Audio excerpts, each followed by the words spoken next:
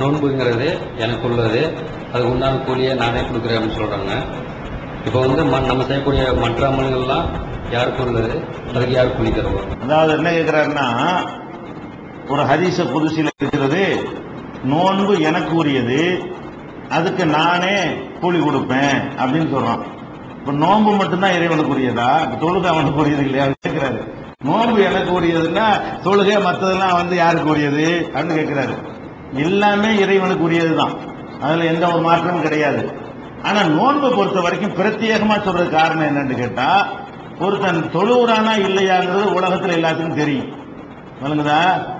ஹஜ்ஜி போறானா இல்லையாங்கிறது எல்லாருக்கும் தெரியும். நோன்பு வச்சுக்கிறானா இல்லையாங்கிறது அவனுக்கு மட்டும் தான் தெரியும். நான் நோன்பு வைக்காமலே இப்படி இருந்தா என்ன செய்வீங்க? நோன்பு வைக்காமலே இப்படியே ஆத்து போன மாதிரி நடிச்சா என்ன செய்வீங்க? நோன்பு வச்சேன்னு நினைச்சுக்கிருவீங்க. நோன்பு வச்சுட்டே ஃப்ரெஷ்ஷா இருந்தான்னு வைங்களேன், இவன் நோன்பு வைக்கலன்றீங்க.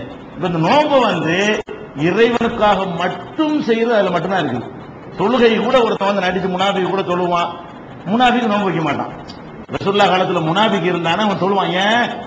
அது அட்டெண்டன்ஸ் வரணும் அவனுக்கு. கணக்கு நானும் உங்க ஆள் தான். அவன் வந்து அல்லாஹ்வுக்கு தொழுவான் இல்ல, அவன் எதுக்கு தொழுகிறான்? இந்த அட்டெண்டன்ஸ் கொடுத்துட்டோம்னா நம்மள முஸ்லீம் லிஸ்ட்ல வச்சுக்கிடுவாங்க. சாப்பிடாம இருப்பானா நோம்போட சொல்லிக்கிடுவான். நோம்பா இருப்பான வீட்டுல நல்லா மேய்ஞ்சிட்டு வந்து தொழு வந்துடுவான். அப்ப இந்த நோன்பு என்பது மற்ற வணக்கங்கள் எல்லாம் அவன் வணக்கம் செய்கிறானா இல்லையான்னு கண்டுபிடிக்க இயலாது. நோன்பு வைக்கிறவன் மட்டும்தான் 100% அல்லாஹ்வுக்கு வைப்பான். வேற எந்த வணக்கம் இருந்தாலும் நம்மள அர்த்தம் பார்க்கணும்.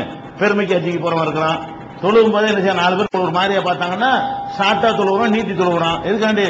4 பேர் பாக்குறான்னு அப்படி ஒரு மாதிரியா நிக்கிறது. இது சைத்தான் வந்து நம்மளுக்கு எடுத்துக்கலாம். நோன்புல நம்ம மட்டும்தான் வணங்குதா? நோன்பு வச்ச ரமலான்லயாவது வச்சிருப்போம், நம்பிக்கை வச்சிருக்கோம். ரமலான் இல்லாத நாள் நோன்பு வச்சீங்களா இல்லைன்னு யாருக்கா தெரியுமா? ரமலான்ல எல்லாரும் வச்சிருப்போம் என்கிற ஒரு கணக்குல தெரிஞ்சிருவீங்க. அது அந்த மாசத்தினால ஒரு ஊகமாவது வருது. ரமலான் இல்லாத நோன்பு வச்சோம்னா நோன்பு வச்சவனையும் தெரியாது, வைக்காத நமக்கு தெரியாது.